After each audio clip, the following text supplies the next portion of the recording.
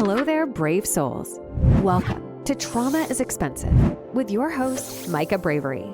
Here, we don't just talk about trauma. We count the cost and we make the change. With every episode, we dive deep into the heart of trauma, its implications, and the resilient transformations it can ignite. Through conversations, insights, real stories, and unflinching honesty, this podcast is here to empower every survivor to turn their pain into progress. So let's take a journey together as we understand, confront, and finally heal. Welcome to www.traumaisexpensive.com, your platform for change. Now, let's get started. What is up, my beautiful people? Welcome to Trauma is Expensive. I am your host, Micah. Got producer Crystal in the building. Hello. And today we have our very special co-host, Miss Angelica Ross. What's good? What's going on? What's going on? So I have to, before we go into this, I have to tell my Angelica Ross story. Yes. Oh, you have an Angelica Ross story. You know, I've met a few people that have an Angelica Ross story. Some of them good, some of them bad, but Right. you Well, know. this one might start off bad, but you got to wait to the end and end up good, right? Okay, yes. Because I was introduced to you, of course, through Pose, right? So it was random one day. I was on Netflix and Electra, the scene they had was like Electra telling somebody off. Got me interested. Cool, gonna watch it. Of course, watch it. Did like everybody did. Fell in love with Blanca. Hated everybody else. You know what I'm saying? So I did not like Candy. You hear me? Candy was mean as hell. I was like, ooh. Well, I don't know if she was mean, but okay. Yeah. Well, you know, in the beginning, and it's like, Yes. you don't learn the stories until it go by. But I'm like, ooh, Miss Candy, nasty, right? So if you guys don't know, Angelica plays Candy. Go watch Pose. I think it's really dope. Yes. Another reason why I kind of became infatuated in Pose is because I actually grew up in New York City in that era. So I used to hang out at those piers, and I never knew anybody that kind of had HIV or was exposed to HIV or those kind of things. So it just showed me also like my world was Wow. a complete bubble because I used to Yeah. hang out there, but I was young. I was 16. I kind of stayed on the safe side of the piers and those kind of things. Well, anyway, it gets to the episode where I think like Electra kills somebody and they come to you to help get rid of the body, right? So I was like, okay, I'll get rid of the body. But Now you need a bitch. Now you need a bitch. Okay. But you said this line to I think it was to Blanca. You said you always think doing the right thing is the right thing to do. I'm kind of paraphrasing. I'm not. Oh yes. Oh yes. But there's something to that effect that you always think doing the right thing is the right thing to do. Yeah. And I don't know why that line hit me so much, but it was the conviction that you had behind the line. Mhm. I was like, okay, this actress has been through some shit because she Mhm. kind of like just delivered that line and it made so much sense. You like You know? felt that. I was like, Yeah. no one else but you could have said that, right? Wow. And You know, I love that you're even saying that because it is moments like that. You know, as an actor, our job is to bring truth to a character into a role and make them feel real, and not that you're, you know, just playing something. Right. And you know, for so many Black trans women, I think it's just the experience as well, and so many people who have lived on the opposite side of morality's judgment Right. Mhm. that says that that creates a definition, a determination, or some sort of, you know, like almost like trying to cast a spell over your life about, you know, what is reality. Right. And and you can say all you want to say, but I'm gonna tell you one thing, sweetie. From this perspective, calling the cops ain't really the thing you want to do, honey. Right. Blanca. Right. So that was, you know, that just comes from knowing, you know, being in those spaces and knowing that you got to rely on community. I have never in my life felt like I could rely on cops. Right. It's always been community. Yeah. Mhm. And it's kind of crazy because I always talk about individual truth. And I think to me, it comes to individual truth. You know, like what's a reality for me isn't a reality for you, you know? Absolutely. So, and I think that we forget that both can be true at the same time. I too Absolutely. don't trust the cops. When I was younger, my cousin was killed by a police officer. and the police officer was asleep with my cousin's wife and ended up being a whole Wow. story. And my cousin came home early one day and he shot him. So, and completely got away with it. No time, no nothing. Wow, such a random story. Right. I know you hear my sarcasm, but go ahead. You're right. It's so random, right? It's never happened before. Yes. Right. So cool. So I started looking into you after I heard that line, and I was like, okay, I don't know.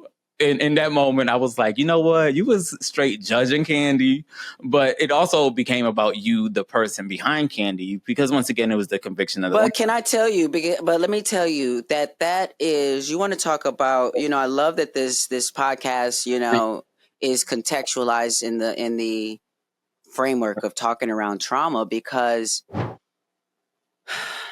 I think one of the hardest things about trauma is being able to see it clearly. Right. Because I think that that's what keeps people in a space of suffering. Right. Because pain is pain, but suffering is something that you're attaching yourself to. Right. Because one thing I don't do is suffer fools, so I don't attach myself to none of the foolery. Right. You understand what I'm saying? But when it comes to trauma, and especially shared trauma, things that we all have pieces of because we've come up in this society that is America, that is the fake ass dream of the pursuit of happiness and free will and all these different things, until you find out, and you read the fine print. Right. So again, that line that you're talking about Kandi saying, just because you think doing the right thing is good. What I don't even remember the line now, and I got to go now back and look at the line, but I know the essence of the line. And so the truth in that is like a barometer that I'm constantly brought to every scene, right? Right. So to think about that fact that I'm bringing this element of truth, which in the best ways with art provides a reflection. Right. Definitely. Truth and the best art, you see yourself reflected somewhere in it. Right. So to own the fact of the judgment of someone like Kandi, right, and from that state is to say that this isn't the first time, because not whatever this, we do this. And the thing is that, like, even with me and Jellicoe Ross, right, I sometimes am very loud about a lot of causes and a lot of things, and people want me to sit down and shut up. Right. Yeah, that was going to be. Even I'm talking about even people within liberal spaces, right, and even people within LGBT community, right, and even people within Black and brown LGBT community spaces, and even people within the trans community. Like, to break it all the way down is to say that, girl, but where I want someone to do is pick up a big ass magnifying glass and please tell me where you find the lie at. Right. In anything that I am standing up and saying. And that is the kind of business that Kandi stood on. And so what was so wildly reciprocal and heartbreaking and somewhat, when someone lives vicarious, it was such a vicarious experience, but it was one that was reciprocal, because the tears that I cried for Kandi, the frustration that you saw, the so much of what I brought to that character was what I knew I was experiencing or would experience in my own life. Right, definitely. I was never meant to be. I was not written to be the main character of that show. Right. But I'm one of the stories that sticks with people. Definitely. And all I can say about that is that there was so much intention behind what I did. It was not about being in front of the camera. It was not about being famous. It was not about being the main one. It was not about any of that. It was about being real. Definitely. And every single moment, that was my ultimate goal, was to be real about the moment. Because think about it this way. Let's just say the scene is a scene and I'm in the ballroom and it's about Blanca, played by MJ Rodriguez, who we love, We do you love. know, and Dominique Rodriguez. And let's say we got Dominique in the scene, we got Haley Sahar, we got all these other folks. But the story, as is written, is all about them. Right. How do you expect me to feel about that? Right. Right. So roll the cameras, bitch. You Right. know what I'm saying? Right. And let's go, because I'm gonna give you a very real embodiment. Yeah, you did do that. Yeah. But see, that's what I was gonna say. So then it's like I decided, I was like, okay, I'm gonna look up Angelica Ross. And the first thing I read about you was that you was a troublemaker.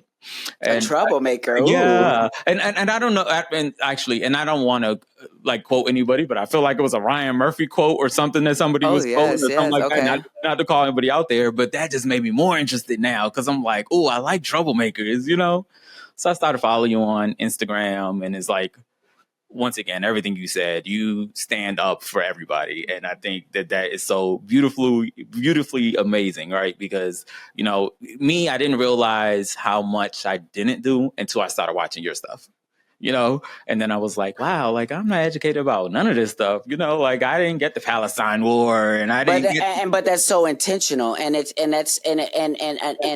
what I want to make space for, because again, in a mental health space and conversation, always make space for quote unquote the reality of things. And the reality is, it's not just happenstance. Right. That you didn't know anything about Palestine, or that I didn't either. Right. I was told that it was complicated. Right. And then we all found out it was actually corrupt. Right. And so it's the understand the machine of an understanding. This is, I say a lot of different things, and I need, hopefully people are listening, is what I'm going to say. But I'll say this, is that we understand that what makes the world go round is currency. Right. And currency is calculated and transferred at different rates depending on what country you're in. Right. The exchange rates are different. Right.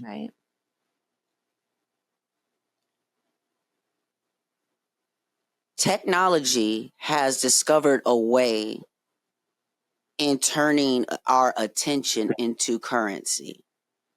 Right. And that is what is behind social media. Without our attention, there is no social media. Right. There is no Instagram without eyes to look at the photos.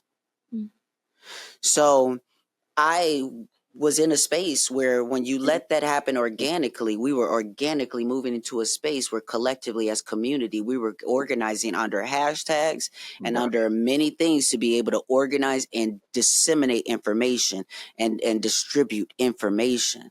Right. Billionaires, people with things and interests and all that, they saw all of it. I've been at so many tech conferences, every tech company you can think of. Right. You have your own tech company, right? And I have my own tech company, and still am getting deeper into the sectors of cybersecurity, especially as I start to talk about politics and getting into the political conversation. Right. Some of my things is about understanding your life and your really real intersections and experience. And my experience is not just being a Black trans woman; it's being a Black trans woman in tech. And in business and in a lot of things. So I'm not just someone running their mouth. I know what I'm talking about. Right. I know what I'm talking about when we're talking about metrics. So what I do know is that we go from a time when you have a lot of white people who have been benefiting off of copying things, whether it's on TikTok and blah, blah, blah, whatever, but stealing the attention that Black people and brown people were creating off of dances and different things or whatever, and them getting that attention over to their platforms. Right. You have people like myself, people who were powerful speakers, whether it's Feminista Jones or, whoever else, Amanda Seal, whoever else that might be saying different things, and the platform says, we found a way to create an algorithm. Right. So now your 480,000 followers you thought you had, you see that 200 likes you just got on that? Right. Right. Yeah, bitch. Right. So you have to make room for understanding the system has always created tools to keep you from understanding, to keep you from knowing. Right. That is why it has to be up to you and the individual. And sometimes we have to remind people Right.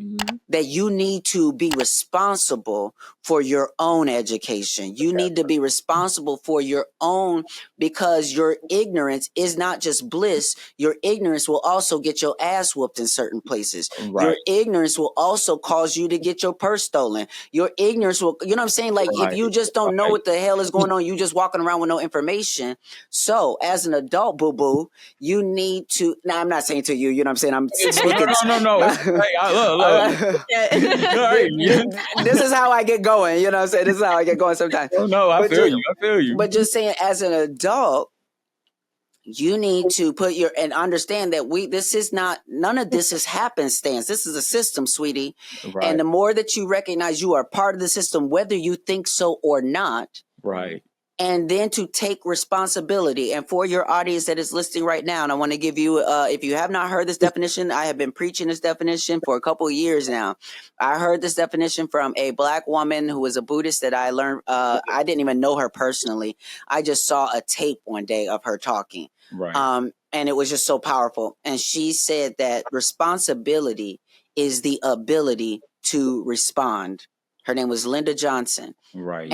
And ever since I got that, it is the one seed that continues to blossom new understanding. Right. Because what I have to understand is we live in an ableist world, a world that wants to tell people who maybe they have hearing problems, maybe they have physical limitations, maybe they have mental limitations, maybe they have whatever. They want to tell people with different abilities that what they can and cannot do. Right. And sometimes, unfortunately, especially people who don't recognize that there's a system, you don't recognize that you're systematically being conditioned out of your ability to respond. Right. And so your responsibility. Right. Yeah, go ahead. So I was going to say, so kind of going into that, and kind of bringing trauma into this. So I kind of was a person that went through a lot of trauma growing up. My first memory is of being molested. You know, I don't. Mm-hmm. And then I always grew up and I was a pretty kid. I used that word. Like, how old were you? 4. Wow. Okay. Yeah. I was 4 years old, and it happened for a really, really long time. We grew up in New York City. My mom kind of managed the building, and it's like, I don't know what it was about me. I used to blame myself all the time because it was like multiple men. And because it happened at such a young age, like I used to think it was normal, you know, at one point. And like I thought it happened to everybody, you know, but of course. People always, you know, threaten my mom, or you're like, I have access to your mom. If you say anything, I'm going to kill your mom. Or I had a little brother, or if it's not you, it's going to be your little brother. It's this thing, it's those thing. And that happened for probably till I was about 16. And then finally ended up getting like sick, and I was paralyzed from the neck down. And so kind of one trauma after the other. And then I was 25. I had stage 4 cancer, 7% chance of living. You know, I kind of went through a lot. So, you know, I was ignorant to a lot of things because I had to stay in my world and make sure that I lived. Absolutely. You know, so there's a lot of things I wasn't paying attention to. You know, I wasn't paying attention to the color war in the world because I had my own war going on, you know. Absolutely. And it's like, as I grow older and I'm still getting more ignorant, you know, I'm only in my healing journey. I say 3 years into my healing journey. You know, 3 years ago, I decided, you know what, there is something definitely wrong with my life and I need to start healing, you know. Mm-hmm. But now that I'm 3 years into that healing, and now that I'm kind of whole and like loving myself, and I'm in a really, really good spot, in a really good place in my life. I like where I'm in my selfish stage, Angelica. It is about me. If it don't benefit me, I ain't got time for it. You know what I'm saying? But that's not, I don't think that's selfish, because it's not selfish when you realize that what you do individually comes into the collective. And if you're not healed individually, if you're Right. not right individually, you're going to bring that into the collective. Right, definitely. And I think that kind of is like the point, because I am healing. Now I'm open to the messages that you're giving, to the conversations that you're having. Now I'm starting to see, wow, there was a whole world outside of my pain that's in pain, and But I love that again, I love how organically this conversation is happening, because I think you're illustrating again a human reality many times, especially like the body does this thing with pain, right, where if you have a headache, say for instance, but let's say you slice your hand open, you're not even going to know about the headache. right. Your body's going to focus all its attention on the pain that's the most important right now, or that it needs the most attention. Right. And I think that that's something that our relationship with pain, and those that don't numb ourselves through it, that's something that our relationship with pain can tell us, is that there's something that we need to pay attention to. Right. But I think that what you also illustrate is one thing. What my Buddhist practice has brought me an understanding around too is the term or the concept of capacity. Okay. And understanding, when you talk about doing your best, that your capacity to do your best is going to be different from day to day. Right. Period. Right. So if you're dealing with something where you're paralyzed and you're doing certain things, or you got there's financial limitations, there's all these different things that limit a person's capacity to do anything. Right. And this is where I want to do like this, like, and take this little flame and blow on it a little bit. Because what I want folks to see and feel is that there's always value and space for you to build capacity. Right.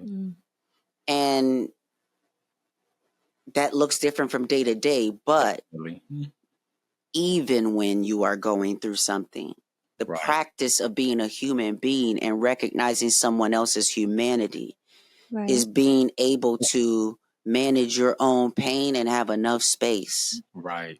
Even if it's just a little bit. Right. I got 5 minutes today for you. Right. You know what I'm saying? Right. Or whatever it is.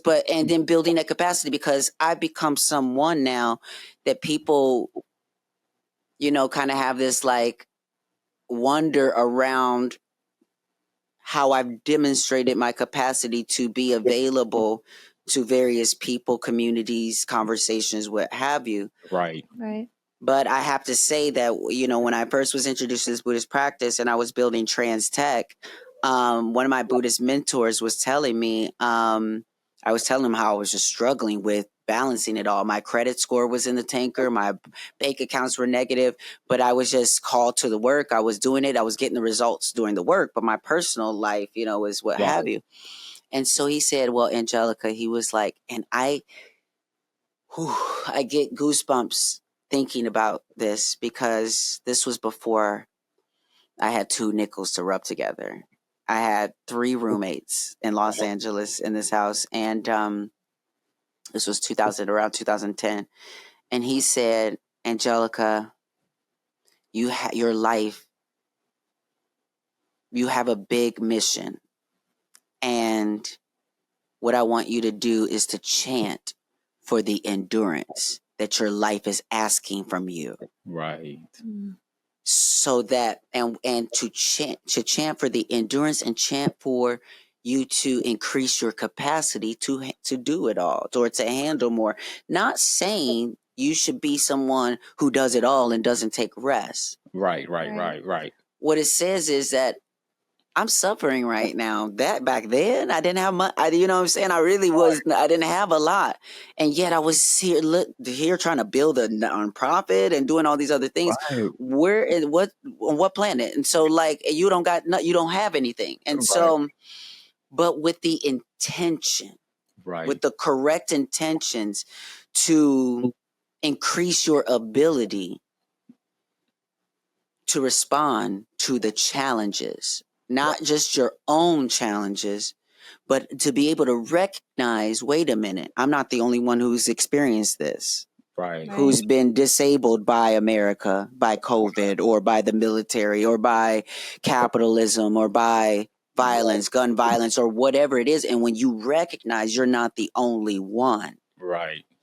what you realize is that with my life, I have an opportunity to become part of the synergy of healing when Right. when someone experiences these things, because there's a lot of other synergy of what people do with their pain when they're not trying to heal. Right. Right. Right. And I Yeah. kind of wanted to add to that. I wanted just to remind people that both things can be true. And Hello. that was the biggest turning point for me, that I realized that I could be suffering and you could be suffering and we both could be suffering at the same time. Like, Yeah. this can be a reality. You know, I don't have to give your suffering more than my suffering. Like, you know, it's like I can have this, you could have that, and we can coexist together and maybe we can help each other out.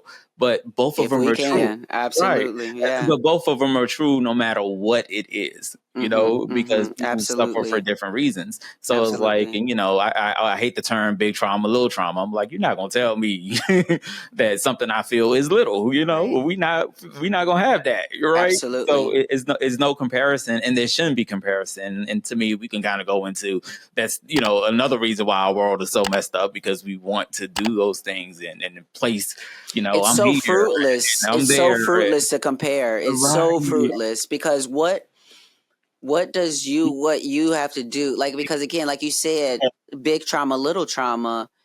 Okay, let's switch the words for a second. Big challenge, little challenge. Okay, well, let's just say my challenge is little, your challenge is big. At the end of the day, what we're talking about is what's keeping you Right. from living the life you want to live. Right. Because sounds like that big thing or that small thing might be actually big for you. Right. Right. So that's why you can't compare the sizes of those things. It's really fruitless because it has everything to do with what you are doing with your challenges. Right. Right. And to me, I think that's kind of why I expect Robert. You know, I have a lot of respect for you. One of my favorite people in the world, right? Thank you. But it's like always the honesty in the things, you know, and it's like there probably have been things that I don't understand that you said or I don't agree with, but I recognize the truth in what you're speaking in. And it's like, okay, this is true. I may not understand it right now, but it's true because she's saying it. You know, Right. and that's kind of a really big thing that you taught me. You know, you did teach me that, because a lot of things you said just made sense, and I feel like when you hear the truth, it makes sense. You know what I'm saying? It's something about the truth, especially when you're healing. There is something. Eckhart Tolle talks about that. It's a spiritual thing. It's a thing that if you want to heal, if you want to, experience certain things, then you have to, at the very least, open yourself up to recognizing when Right. something you hear rings true. Right. Right. Right. And then there's multiple things can ring true. And I think that's the thing that we just, you know, we forget. It doesn't just have to be limited to one thing. It's Absolutely. like so many different people in this world and blood types and just so many things to consider. How can one thing be true? Well, the problem that we get into is that when we want to create a truth, in which we want to enforce people to all agree on, and the reality, and I think that there's a conservative and liberal sort of talking point around both sides of this, because you have your Candace Owens out there who says, I'm a conservative, Right. and I don't want you liberal nutsos forcing your reality onto me. Right. Right. If I don't believe these things, I don't need to believe these things. Right. And I think what is so wild to me is that people miss, sweetie, no one is forcing you to believe anything or even to say anything. Right. Because you can continue to call trans women men. Right. Let me make sure that people are hearing me clearly. Right, definitely. You can continue to call trans women men.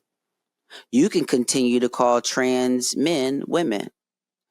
You can continue to call black people the N-word if you're not black. You can continue to call women bitches if you're not a woman. You can do all of that. What you want to take responsibility for is the community you will create by doing those things.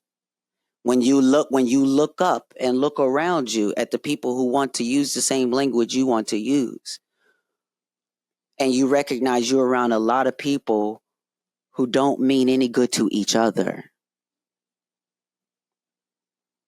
So again, shout out to Peter Block, the author of a book called Community, who says the admission price for community is accountability. So do whatever you want to do, because Candace Owens, I don't give a damn about you because I'm not accountable to you. You're not accountable to me. Do what you want to do, sis. Live your life. Right. But it's true. I mean, everything like snaps. You get snaps of those. I know, every time she talks, like I could feel like her words, just like you see how I became so infatuated real. with Angelica Ross. and see, one thing that's really cool about our episodes is like 92% of people who start them finish them. So it's really cool that they're going to hear this whole conversation. Okay, amazing. Yeah. So I want to know though, like, you know, everything you're saying, like I said, like I can feel that you're speaking like from the heart. Now, say that people aren't ready to heal or anything like that. How did you get to where you are now to be able to speak freely the way you are? Was there steps that you took to open up and actually speak from the heart? Yes. So, I think there's a lot to. Okay, so I will say the first thing, I think the first key, I think that along the way there are keys or insights that help to operate as like a catalyst, right, for understanding, for knowledge, and for those things. And so one of the biggest keys I can talk about is reading a book called The Voice of Knowledge by Don Miguel Ruiz. Now, many people might not know that book, but many people know the book, The Four Agreements. Okay. And so The Four Agreements was a book that, because of its, there's a lot of methodology behind things like marketing. And so when you have things like the 10 steps or the 4 this or the what have you, it's easy to remember. There's different things or what have you. So you have the 4 agreements: be impeccable with your word, always do your best, never take anything personally. And I forget what the 4th one is, but he has this book called The Voice of Knowledge, and it might be a little lesser known book. But what that book taught me, it was the first book that my therapist had given me when I went to therapy looking for hormones. I was just trying to get on hormones so I could start my transition and start doing my thing. Right. I didn't really think I had anything to fix or anything that was wrong with me. I ain't got nothing to talk about. but as I got to talking, and as she slipped me that book, there were just so many things. And so The Voice of Knowledge, one of the main things about that book that it taught me was that the voice that you have right in your head, talking to you every day, the conversations you have going on, it is not yours. And if you have not recognized that yet, then today is the day that you start recognizing that. So the voice in your head is really a conditioning that starts from your parents, Right. but it's not just coming from your parents, it's coming from the society that informs your parents, Right. whether that be religion, whether that be conservative, liberal, what this, that, your race, ethnicity, this, that, culture, all kind of things. Simon Says, I always tell people that's like the worst game. Simon Says, you didn't do what Simon said, go stand in the corner. Like, what? Well, but we're so conditioned though by even what programs that we watch on TV about what we should think, what we should feel, what we should want. Right. So until you start to separate and identify that the voice that is talking to you actually might not have your best interest at heart.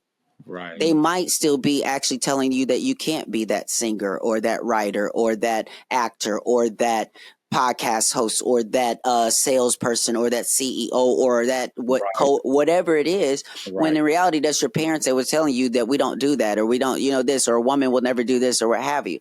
So when you recognize that, first step, then to recognize that as a child into adolescence, into adulthood, that there is an entire machine from cartoons to movies to commercials telling you that you should feel like you want a car, or you want a successor, or you want a wife, or you want this. There's all this propaganda telling you about who you should want to be as a man, as a woman, as this, as that. Right. So to understand that alone is to understand that some people have learned from the simple step of not falling asleep with the TV on. Because you realize that you're sleeping and allowing various subconscious messages to just continue to go in while you're sleeping. Right. This is what's happening while people are awake. Right. Because they are so unconscious to the fact that they are conditioned to think that the way that they are, that the radio playing, the TV going, the conversation with my parents, everything is reinforcing a conditioning. When you realize what's happening is, like in some sci-fi movie, that there's a stream connected to your head of constant information and messages. I'm ugly. I'm too dark skinned. I'm not skinny enough. I'm this, I'm that, or whatever. And as soon as you fucking pull that plug out. You pulled that plug too. And as soon as you pull the plug out and you're in silence and you start to rebuild that voice. Right. That is how I got to a place of speaking the way I do. That is a way I've gotten to speak confidently, is because I unplugged from that machine. And in some ways, like a dope fiend, hooked myself up to Eckhart Tolle and Dr. Wayne Dyer and all these like this books and Buddhist, all this stuff. And there were days when I was walking through my house and on Apple Music or on Play or whatever repeat is The Power of Now, A New Earth on repeat every day. I finished it twice, 3, 4, 5, 6, 10 times, whatever. And what I realized is that I was willing to do that because that's how much I was unconsciously being brainwashed by the other feed. Mm-hmm. So that's as much as I need. That's almost the least that I needed was to keep reminding myself, because I would snap back into the everyday thinking everybody else. No, remind yourself you don't have to plug into that. Right. So it's not, and that's what something that Eckhart Tolle talks in his books around, the growing gap of awareness in which you don't have to remind yourself so quickly. Right. But in the beginning, when you're doing that, you have to be on top of yourself. It's a vigilance. Right. And so that type of vigilance is what I want to encourage people to have around their life's responsibility.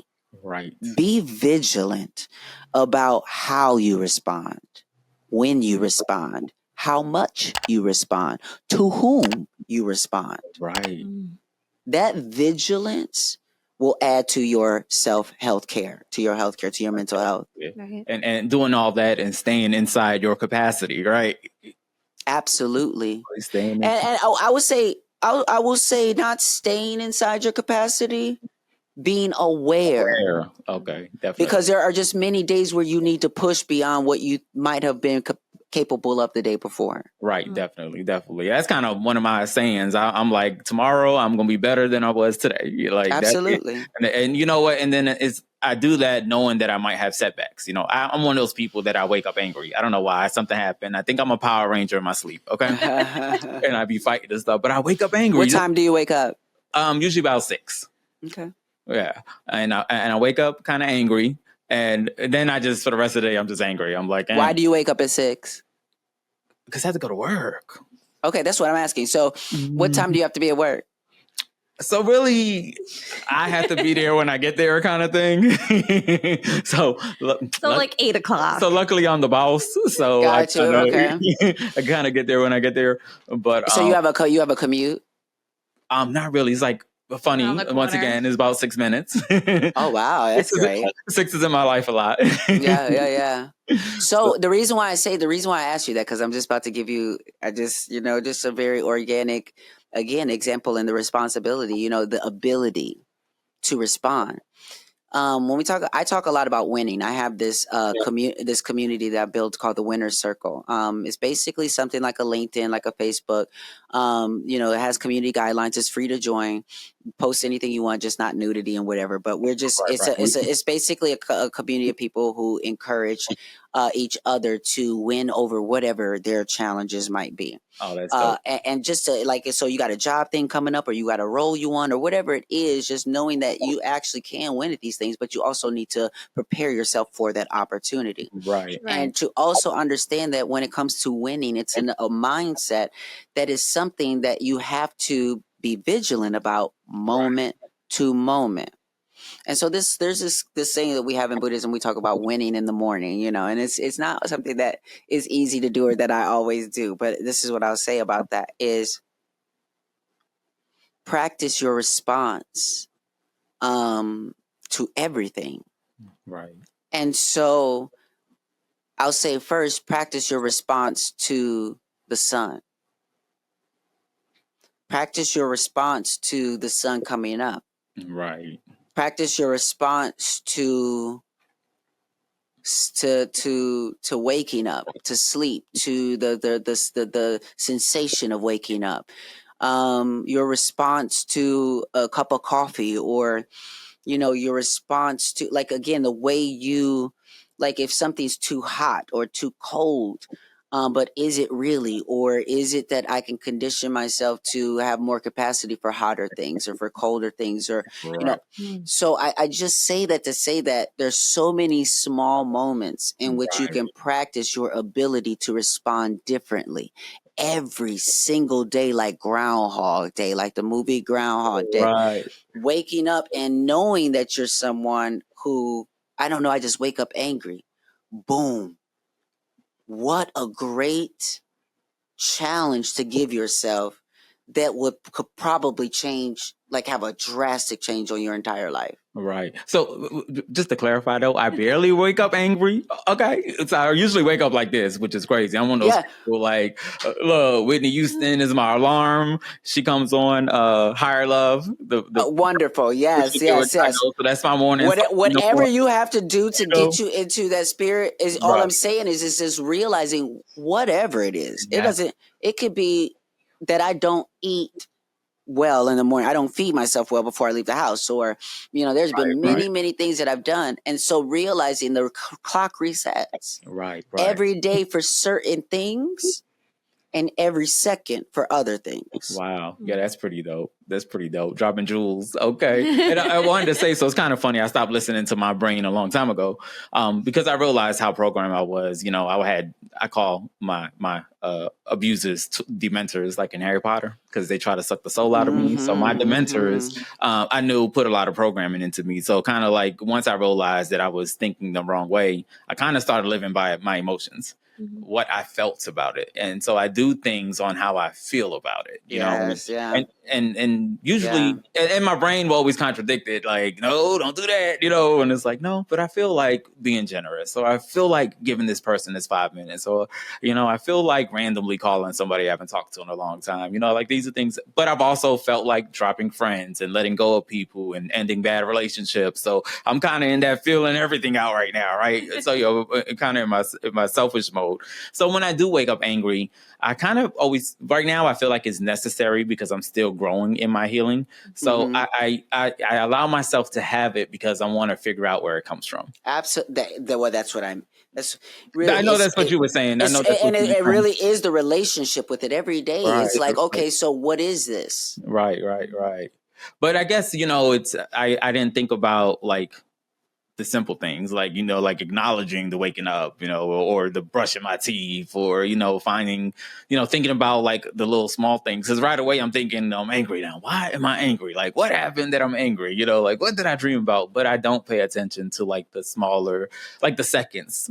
Right. You know, it's like you said, is, you know, you think about the minutes and hours, but you don't think about the seconds. But they exist, they're important, you know. So like, being able to slow down has, you know, really changed my life. You know, speaking of, you know, mental health, you know, I'm someone that has had a long journey into my ADHD diagnosis. Right. And so the way that I have looked at, not in, I won't say in complete judgment, because I think I've always understood in some level, but to think about somebody, let's say, who is bipolar. Right. Who doesn't want to take their medication because they feel fine. Right. But it's great when you feel fine. But when it's the medication is to keep the balance, you know? Right. And so it's odd to me that I spent so much of my life judging myself and saying, come on, Angelica. Right. I mean, all it takes for you is just to get organized and just, you know, just don't be so distracted. Do this, do that, do this, do that. And it's just simple. 1, 2, 3. Right. And when I could not do 1, 2, 3, and it became a lot more than that. And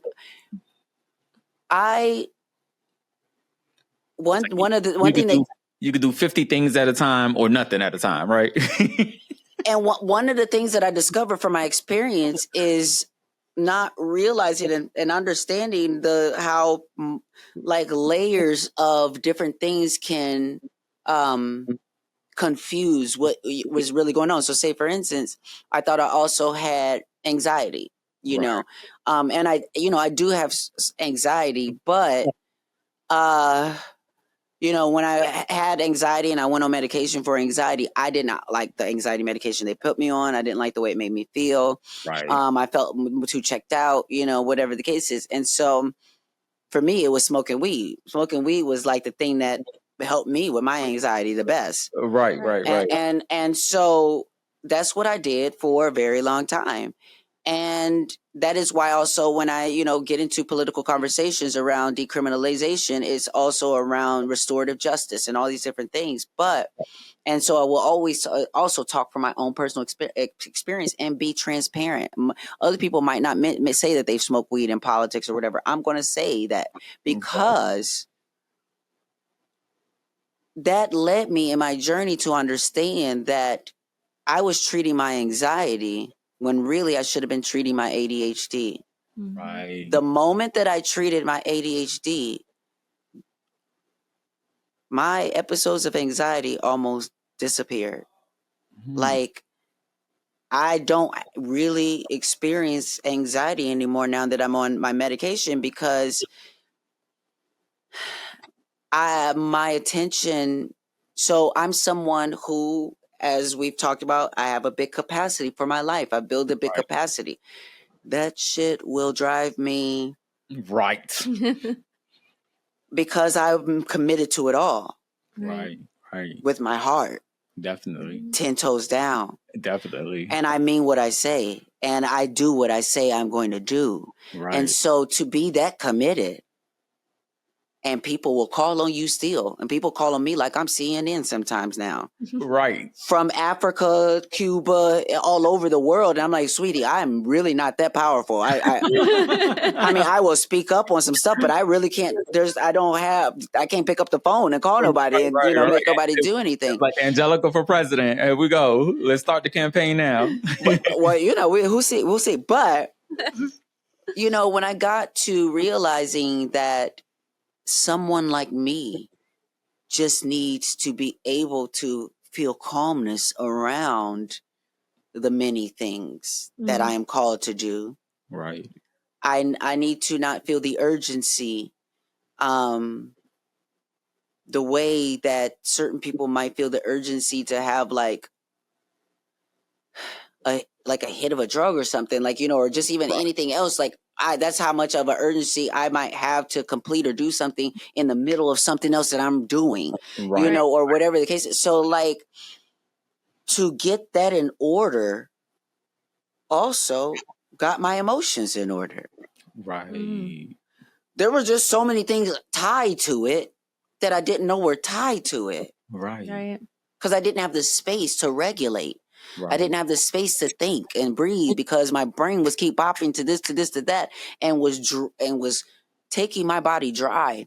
So that by the end of the day, I'm passed out because I did everything that I could possibly do with this body, and now I'm tired. So when we learn to address what's really going on, what really is the issue, I think that our capacity to even see someone else grows. Right, definitely. And I feel like that kind of goes straight into this episode where we talk about how expensive trauma is. Right. And in your situation, part of that was your ADHD. And I'm pretty sure a whole bunch of other stuff. Yeah. That kind of, just cost you a lot. I think about all the time it cost me, all the fun time with my family, because, I was going through this stuff. My family didn't know. So I was protecting them because I grew up with an awesome family. My mother and father were great. So they caused trauma, but not big traumas, But, I was still, by myself in the room. I was in the dark, in black, and like all these kind of things. And I think about like the time I could have spent with my family, the time my father passed away in 2021. And it's like, heck, I probably could have got to know him more or differently to understand some things. But because I wasn't dealing with this trauma or I didn't seek treatment, and I think it's really dope that you talk about therapists because I had a therapist too, and she taught me how to talk, and now I won't shut the hell up. So, which is good, yes. Right. I'm pro therapy too. It's like whatever it takes to get you to a point where you're happy. Right. Or kind of like you said, you're dealing in your capacity. You can handle your capacity. You can handle the things that you're dealing with, what you're feeling, your current position in life, who you are at the moment, because I tell people every day, I'm perfect. Okay. I don't give a damn what nobody says. Yes. I am perfect. Why am I perfect? Because there is only one me. Absolutely. There is nobody I can compare myself to. I had this conversation with my niece, and she says, so you don't think you could get better? To me, that doesn't matter right now because today I am my best version. Mm-hmm. Tomorrow I'll be better because that is my goal, to always be better than I am the day before. But right now I'm standing in my perfection. And I think that allowing myself to take that moment has been the biggest part of my growth, to realizing there's nothing wrong with you. Yeah. It's just something wrong with all these people that's telling you something wrong with you. Well, because all those people are saying you should be here, which is some sort of destination. And again, I think a lot of religion, a lot of places have put us into what I'll call bad practices, right? Bad behaviors. And the reason why I'll say this is because a lot of religion, even though we call them religious practices, people they're not in the actual form of practicing. Right. So if you're not in the form of if you're not in the mindset of this practicing this on a daily basis, then you don't understand that perfection is practice. Practice is perfection, and practice is daily life. So you are perfect, right? Because today's practice is perfection. Right, you're right. Okay. You see more snaps. You did say you could go with the flow, right? Like, we need to stop messing with you. Yeah, I'm telling you. So I know you got a lot going on. I kind of just wanted you to, well, number one, I wanted to ask, was there anything that you wanted to say that we didn't give you a chance to say or convey to our audience? I just, like I said, I think we conveyed a lot, and I think, you know, when we talk about trauma is expensive, baby, is it ever expensive? Because I think about I had to do a lot of work in my life in order to speak of myself with such esteem Right. and value as I do without feeling away. Right. Right. And I say that because I have gained so much value in my life from my experience, Definitely. from my education, from just a lot of different things. And so I've met a lot of people who have seen themselves in me because we have crossed similar bridges. Right. We have crossed similar streets. We have lived in similar neighborhoods and similar towns. And sometimes people have mistakenly conflated themselves with being the same as me. Right. And I say that to say that there's this oversimplification that happens when people get into proximity of me and my life and the things I do. Right. And some might think, even whether it was my situation with Ryan Murphy or whoever else, well, shit, if I was in that situation, Right. I would just do this, this, and that. Right. Right. Right. And what I want to convey is that I've been a hoe, I've been a housewife, I have been a CEO, I have been a cash register attendant at Arby's, Right. a waitress at Applebee's. I've sold credit card processors door to door. I have worked through in order to get to where I'm at. What I have to teach people is this: life is like a video game. And unless you got a publication, a book, or a website that is giving you the cheat code, Right. Mm-hmm. you got to go through and pass the board, baby. Right. Mm-hmm. And if you don't pass that board, guess what? You got to do it again. Again. Mhm. Right. So, what folks don't understand about Arby's, McDonald's, retail jobs, Right. Wet Seal, Forever 21, whatever, you name them all, Right. Right. Right. ain't got nothing to do with the job, baby, and everything to do with you. Everything. Right. Everything. And so, if you don't face what's yours to face, if you wasting your time focusing on what your coworker doing and didn't do, all Right. up in her business. Right. She came in late. She didn't do this. She didn't do that. It's so annoying. Like, mind your damn business. If Mind you your- don't focus on what you need to focus on, you will repeat that. Right. Right. And so if you don't address the trauma and the things that you're getting to, it'll get so bad that you think because you're getting older. And sometimes when you get older, you're given a different job because you're just older than the teenager that has the job. Right. Mhm. And you might be a little bit more responsible because you're older and got a little bit more experience, but you still haven't passed the level. Right. Right. Right. But let's say you get to a level where you can do some basic stuff like running errands and getting coffee and making photocopies and answering a phone and answering an email, or maybe, you know, doing something on the calendars. I'm getting a little bit more advanced, but let's just say that it's simple things like that. Right. Those things can put you in all kind of environments. Right. All of a sudden, you're an assistant to Right. on a music video shoot or on a production. That's why they call them production assistants, because they pay them about $12 to $14 an hour Right. to just tell them to do whatever. Whatever. Has nothing to do with the job and everything to do with your responsibility, Right. how you respond to the environment, to the challenge, to the job. If you do not face what your challenges are and what your trauma is, not only could it cost you that job, Right. it could cost you future experiences in that industry, in that lane. Right. So there are people who have taken for granted being my assistant. Right. And I'm not talking about no Miranda Priestley, let me treat you bad type situation. I'm talking about an opportunity, period. I'm Right. talking about whatever it is. And if you don't show up to the job, if you're not delivering things, if you didn't complete a thing and a task or whatever, and I need to get rid of you, even then, it's fine Right. because things happen. Right. Mm-hmm. But if the narrative after the event has happened is all about them and the job and what was bad about the job and not about what you didn't do Right. and what you could improve on or what have you, then you're not going to get past that level. Right. Right. Right.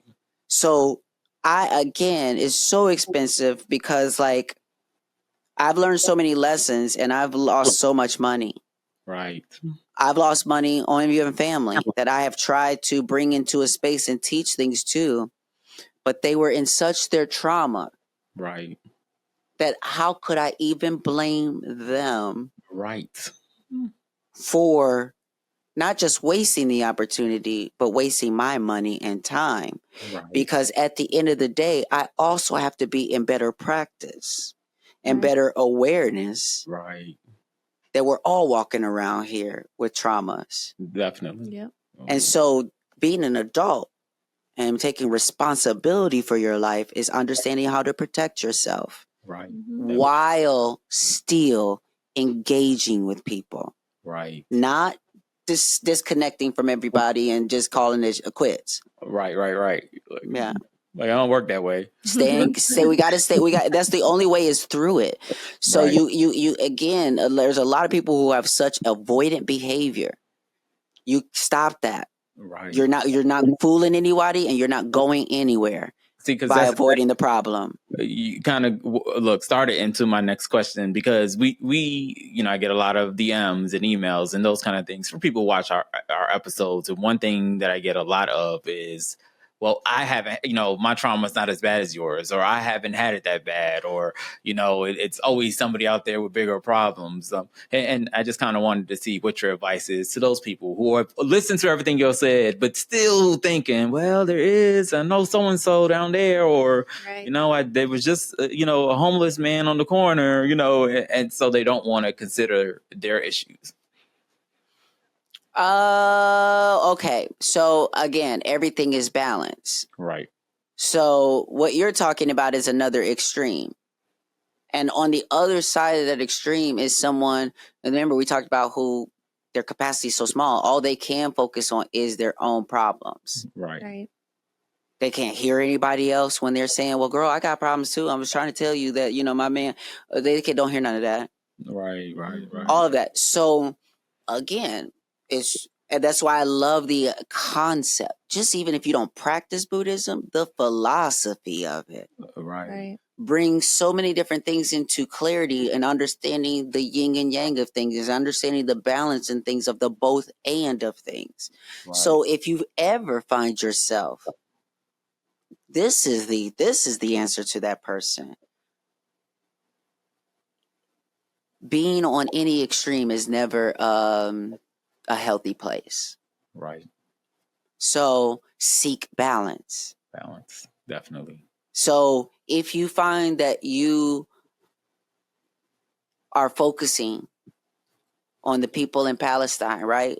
And you're focusing on, the Black Lives Matter movement, and you are focused on, LGBTQ rights, and you're focusing on all these things as a way to avoid focusing on yourself. Right.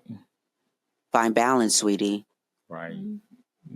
because you're not doing anybody any favors or being a martyr or whatever it is that you're doing, trying to exhaust yourself for every cause. Definitely. Right. Definitely. So the key is always balance. And I think that is something that is like one of those, again, keys that you keep in your purse to bring out any time that you need to assess something. Right. So we talk about capacity, we talk about balance, we talk about again, another thing, my podcast that I have is No Opportunity Wasted. Right. Now, and the reason why is from the Buddhist perspective, we always say, well, we have this concept called time and capacity. And part of that teaching is understanding when is the right time to act, to take action, to say anything. The time is always now. Right. The difference is always the capacity. Right. Of you and your environment and other people. So you need to become practice into becoming someone who is measured, balanced, measured in the way they approach conversations, environments, and things, so that you are never giving too much. Right. You're always giving just enough. Enough. Right. Yes. Right. Okay. Like we see you. So of course I'm going to list all of your contact information below and the links to your podcast. And your podcast is kind of, I know you invite specialists. Sometimes you just have regular people. It's kind of that kind of situation. So it's kind of, conversations are endless, it's like the reason why the conversations are endless is because the point of this podcast and conversation is in the vein that people have heard the fact that I'm going to be entering into politics and doing those sort of things. Right. But I need to continue to do what Buddhism has done for me and to hold up a big ass mirror of a reflection and to everyone else to realize this ain't about me. And this is never has been. Right. And I am great and I'm wonderful and beautiful and talented and all these different things. And I own all of that. Right. But so are so many other people. And what is more important for us to understand is that there is a reason why in the Bible, which again, I'm not a Christian, but I can always connect to truth. Definitely. I can always connect to deep spiritual understandings and teachings. And so there's a reason why not coveting, they would talk about obviously coveting someone else's wife, but like the act of coveting itself is not healthy, because we have to understand the price that is baked in to the experience. Each moment you experience something, each moment you say yes to something, you are saying yes to paying the price or not. Right. And so you have a lot of people who are willing to keep going and keep paying the price that was put in front of them. The long hours to practice at basketball or singing or doing whatever, they kept saying yes. There are other people like me when the gym comes up and am I going to go to the gym? And I keep paying the price of saying no. I keep saying, you and me too. I say no too. And so that's not adding up to what I would like it to add up because I'm not saying yes to those moments. And so, but to understand the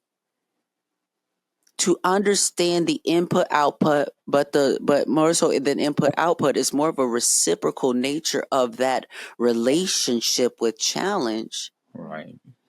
Is to then understand on the other side of things is that not only are your challenges yours, but there is such power in each person's life. Right. Let's just take yours, for example. In Buddhism, we have this concept about becoming a celebrity of the mystic law. Okay. I am a celebrity in Hollywood. I am also becoming a celebrity of the mystic law because people in Hollywood celebrate me because I am known for my roles on Pose, American Horror Story, Claws, Doubt, transparent. I could just name all the different things. Right. Roxy Hart on Broadway, all of those things. So I have things to be celebrated for as a celebrity in Hollywood. Right. Unfortunately, celebrity culture has seeped into our society as a value. Right. And so we celebrate people and things that we should not value and celebrate. Right.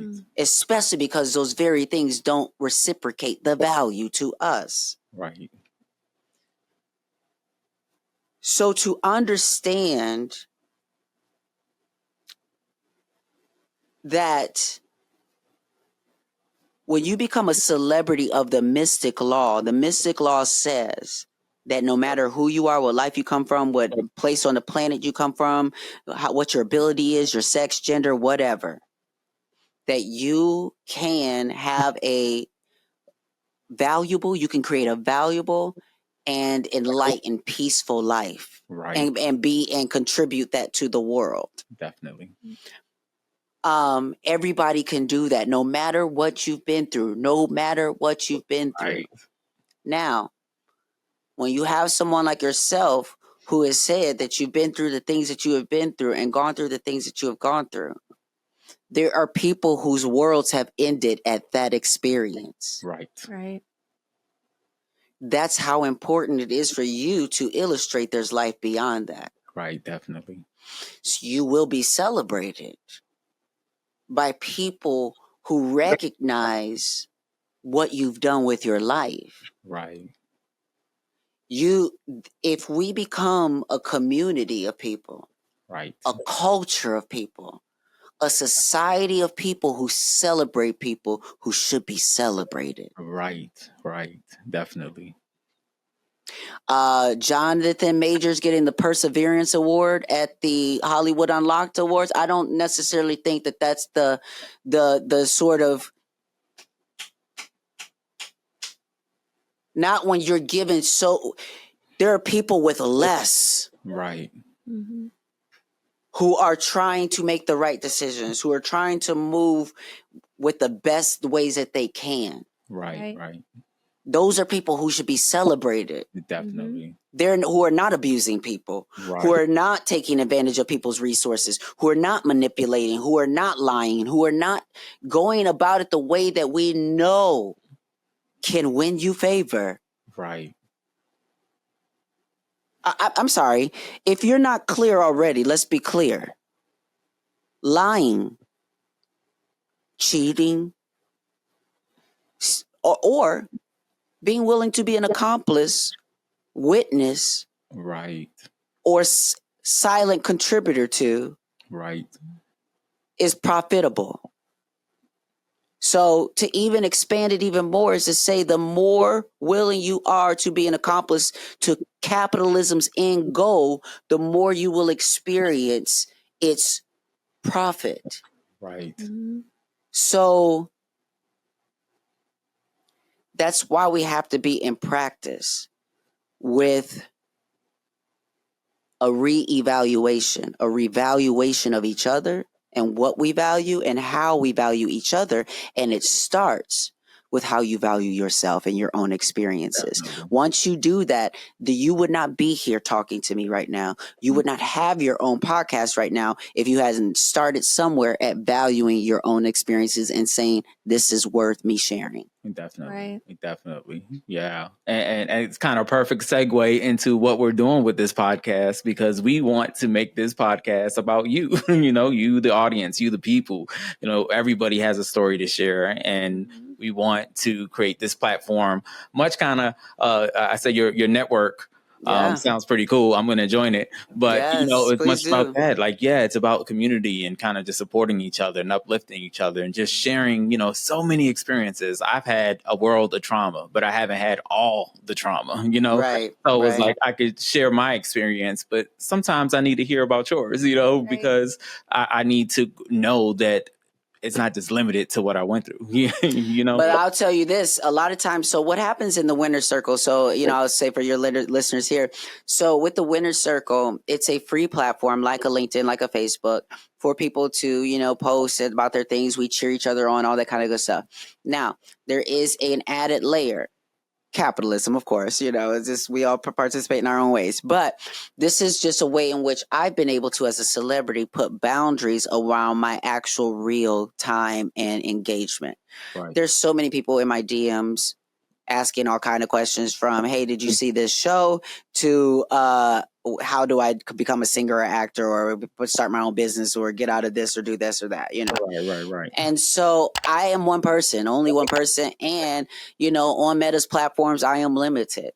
And so I created the Winner's Circle as a space that not only, obviously, if it's my platform and I'm on there and I'm engaging, I just engage, period. I might comment or whatever. But for different levels, like for a $4.99 a month, that gets people access to one free what we call Winner's Circle Wednesday event. Happens at 8 p.m. on Wednesday nights.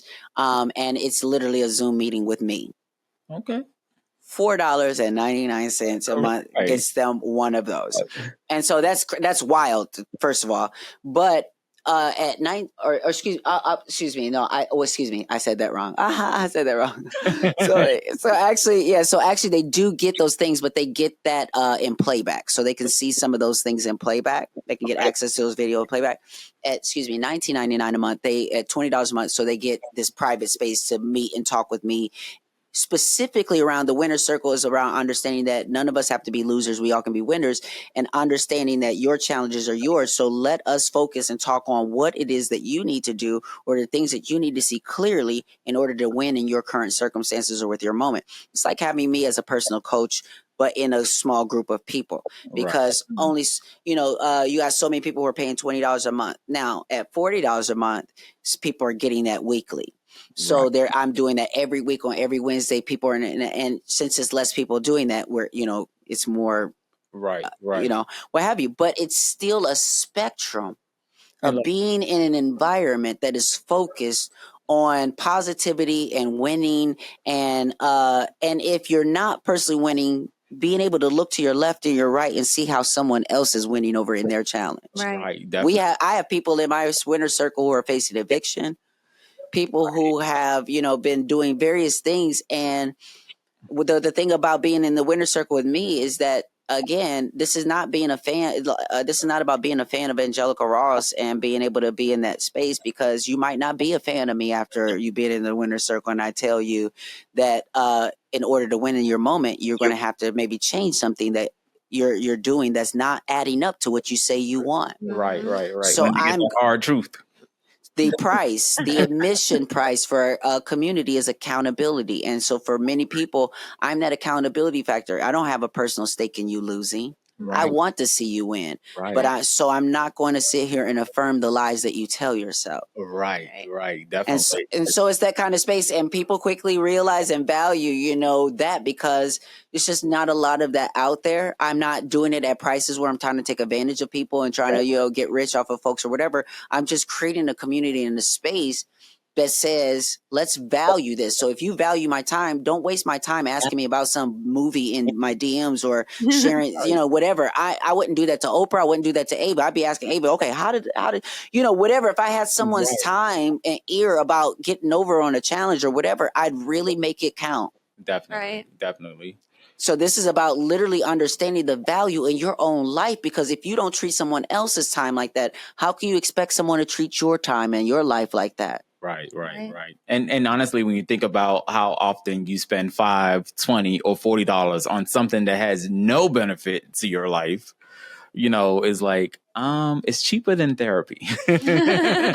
Absolutely. And again, and it's not, it's you cancel whenever you want to do it. It's whatever. But it's one of those things. It's just that you think about it this way. There's just so many fans that I have, right, who will pay $20 just to, get a picture or whatever. Yeah, or say hi or what have you. And so, I've had to, again, value that time and realize that just because I am in an LGBT community, just because I am in a Black community, just because I'm famous doesn't mean everybody's my audience. Right. that everybody who's in the LGBTQ community even values me or what I even say. Right. So Definitely. I don't need to put myself in a space where people are constantly extracting from me that don't value me. Right. Definitely. You know what? Even more reason for me to join the winner circle. Okay. Yeah, trust me. We have tons of podcast hosts in there that actually it's so funny because they end up just really supporting each other, just not only in the experience of it, but being able to share each other's shows and stuff like that. Right, It's not a competition thing. Definitely. Yeah. It is funny because people, I'm one of those people. We're actually pretty top ranked, and so I think today we're number 7 on Spotify. Yes, come on. Look, taking my little bit of credit, but also it's funny when people ask you like, "Oh, well, who are some of your competitors?" And it's like, I don't know. Yeah, because it was once We're again here for mental health. yeah. We're not here to. Yeah, it's somebody. like we're glad that people are paying attention, and we're glad that we're able to inspire. Of course, with everything that we said, we can't make anybody heal. Right. And Exactly. we can't make anybody want to do anything. But we hope that we inspire you to be able to sit down as Angelica and tell you how brilliant and amazing and incredible she is, but also recognize that she is also kind of belongs to the world in a way, Yeah, because I'm just a reflection of the world. Of the world. Exactly. And I tell people this all the time. It's like I can have 2 different experiences. I can walk to a pride, and I can run into a young Black queer person who sees me, right, and is like, "Oh my goodness, you, Angelica Ross. Oh my goodness, you are so intelligent and beautiful and just smart and compassionate and kind." And what I'm telling that person is, all you are doing is looking in the mirror. right, Because all that you see in me is in you. You wouldn't even be able to see it or witness it. right. And so at that same very pride, I will walk into someone who says, "You make me sick. Right, You are an abomination. right, You don't deserve love." And if I get the chance to, I can hopefully communicate to that person that, "Sweetie, I am only a reflection right. about how you feel about your own life. Definitely. Because I'm here. You brought that to the party. Right. I brought this. You Right. brought that." Right. I kind of always felt that way about people lying. People always, like I'm a very forgiving person, and I kind of really legit love everybody. Like I'm one of those people. But just recently someone said something and the person left, and someone else was like, he's lying to you, right? And I'm like, I know. And they're like, well, why didn't you say anything? Because he needed to lie. That was about him. Right. He needed to tell that lie. So I'm going to give him the space to tell that lie. And then if he ever wants to change it and talk about it, I'm here, Right. But he has to be the person. But, I am the person also sometimes to call you out on a lie. I guess it depends. That's an advanced, listen, that's an advanced place to be. I applaud you on that, because most people aren't that advanced to understand that. Like, it's really one of those things that if you have the capacity, Right. it's what it means to when a thief takes your jacket to also give them your shirt. Right. Well, I be- realized a yeah. long time ago that, I kind of went through a lot of horrible things. And in that, I kind of became a reflection of the things I went through. So there was a point in my life where I was a horrible person. And in that state, I hurt people and I destroyed people and I, punished people. And I did probably some incredible things. I might have even destroyed lives. Never physically, but just the emotional turmoil and those kind of things. Pretty funny. I ran into take responsibility. Come on. Oh, I take it. Trust. And then I ran into an accident. It makes me laugh when not laugh funny, but it's like, it's so true because I ran into an accident like I had when I was like 9, and it's like, oh, it's so good to see you, and it's like, no, it's not good to see you. And I was like, damn, like I fucked them up, like jeez, I didn't mean to do all that, but it was like we were 9, but it just goes to show I really was reflecting everything you said, like kind of the hate and the anger and just all the things I was going through. But one thing that I realized is that I was all I could be at that moment. I couldn't be nothing else because this is what the world was giving me, And it's like, in recognizing that, I recognize that other people are just all they can be at that moment. I knew that I wanted to change. I kind of woke up one day, it hit me and it says, hey, if you continue to live this life, number one, you're not going to have no life. Right. There's not going to be one. So I was like, I want life. And I did things, I actively did things. I moved away from all my family and friends. I felt like I needed a kind of fresh start. I didn't need to influence anybody. I wanted to do this journey alone because my life had been controlled by so many other people for so long. Mm-hmm. When I finally started living on my own, not having to cook for somebody else was crazy to me. Like, I'm cooking and I get to eat right after I cook. Like, that was a treasure. Like, usually I'm feeding people first, and then I eat what's left, in the last, and it's cold by the end because I'm making sure everybody else is good. But now I get the damn hot food tastes good.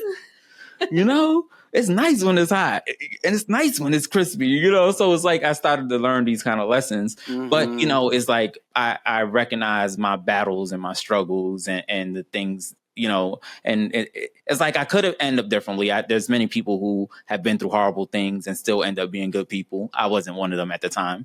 I kind of was a reflection of the world and I did some things and I just realized I was tired of hurting people. I was tired of making other people suffer for things they didn't do. Right. I had to stop seeing everybody as someone who was out to get me, but then I kind of went twofold and now I like give everybody 100% of my trust immediately. It's like, oh, I trust you. But balance. No, the reason I do that though is because I say if you violate it, it's not because I didn't give it to you. Very true. So I have a reason now to walk away. Very true. I can't like, you can't hold it against me after this one mess up. I'm in a relationship now and he knows the first time I feel unhappy, this is done. Now I'm not saying that we can't have issues and can't have problems and struggle, but the first moment I am not happy. You recognize unhappiness, yes. Right, and it's over. Ain't no second chance. I think that what you're talking about too is that, because in Buddhism we make a clarification between absolute happiness and relative happiness. Right. And basically, it's this thing that I have a happiness that is not shaken by circumstance. Right. It's not shaken by like an argument or by my meal being cold or certain things or what have you. Like, okay, whatever. Right. But I have this absolute happiness, but if there's if something does truly make me unhappy, right, it's not just because the food is cold. Right. Mm-hmm. It's not just because of this one argument. Right. I'm not happy. Right. And I'm too old to be living in a space that's not happy. Absolutely. I know we ain't supposed to put categories, but I'm too old for that. Like, absolutely. I gotta enjoy life while I can. Well, I'm sorry for running over with you. Look, I feel and I gotta go. Yes. But yes. I'm like, oh my God, we could have kept going forever. I just looked at it. I was like, oh snap, we're running over. But I'm glad that this all was great conversation. It was a beautiful conversation. And just for the audience, just know that we want you to come on and just like Angelica, be able to tell your truth, tell your lessons, promote yourself, do the things that you could do. But most importantly, we want you to inspire because you are inspiring, whether you realize it or not. Yes. And Angelica, you are incredible. Big hearts. I'm gonna keep following you. I'm gonna actually join your please do. Yes, it's win.missross.com. win.missross.com. Okay, yeah. Mm-hmm. So I'm definitely gonna join the platform. I like anything that's positive. Thank you. And thank you so much for co-hosting with us. Thank you so much for teaching us so much amazing things. And guys, we will see you next week. Peace, love, and blessings. Bye. And that brings us to the end of yet another insightful episode of Trauma is Expensive. I'm signing off on behalf of your host, Micah Bravery, reminding all you brave souls to continue counting the cost and making the change. Don't forget to visit www.traumaisexpensive.com, a dynamic space for understanding, healing, and transformation, where we fuel the journey to turn pain into progress. Until we meet again, stay resilient, stay empowered, and remember the mantra, count the cost and make the change. Thank you for being part of the conversation. We bid you farewell until next time.